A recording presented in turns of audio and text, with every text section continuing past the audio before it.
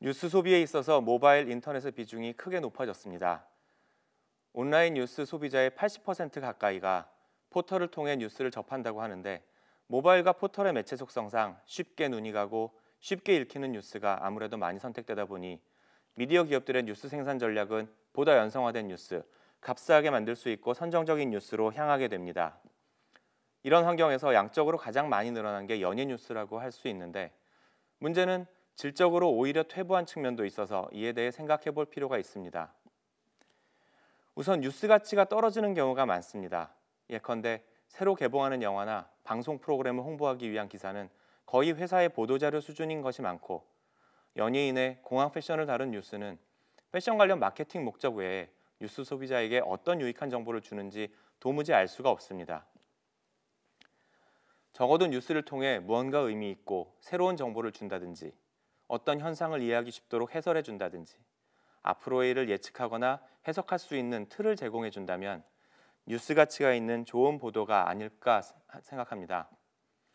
그 기준으로 봤을 때 요즘의 연예 뉴스는 새로운 정보라는 점 외에는 의미가 없는 경우가 많고 오히려 예전 문화예술 각 분야의 전문지들이 보여주던 높은 수준의 평론은 보기 어려워졌습니다. 다음으로는 기본적인 훈련이 안 된 기자들이 급하게 대충 만들어낸 뉴스들이 너무도 많은 탓에 이젠 그걸 당연하게 받아들이는 게 아닌가 생각됩니다.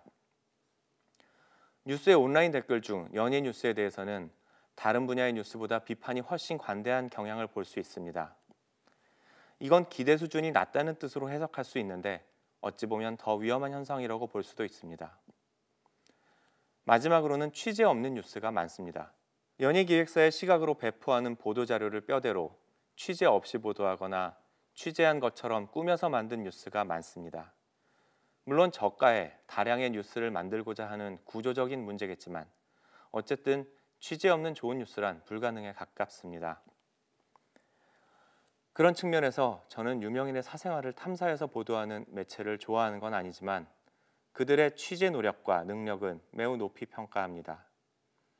이런 문제점들에도 불구하고 연예 뉴스에 대해서는 뉴스 소비자나 언론의 비판도 상대적으로 적고 학계 연구도 많지 않은 편입니다. 이유가 무엇일까요? 의뢰 그러려니 하고 포기한 분야가 되어버린 걸까요? 연예는 대중들의 삶과 가치관에 깊은 영향을 미칠 뿐만 아니라 우리 산업에도 기여하는 바가 큽니다.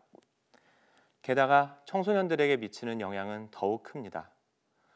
올해 전 세계에 대한민국을 가장 잘 알린 사람들은 아마 BTS일 겁니다. 전 세계를 휩쓴 한류, K-팝, 이러한 문화 생태계를 지속 가능하도록 더욱 건강하게 만들기 위해서는 연예 활동 전반을 제대로 전하고 해석하고 평가하며 앞으로의 방향을 제시하는 그런 언론의 역할이 반드시 필요합니다. 저는 연예 뉴스의 양적 팽창을 반대하는 것도 아니고 가십 기사를 없애자는 것도 아닙니다. 단지 다른 분야에 비해 많이 떨어져 있는 수준을 좀 높일 필요가 있다고 생각합니다. 미디어 업계와 학계, 뉴스 소비자 모두의 관심이 필요합니다.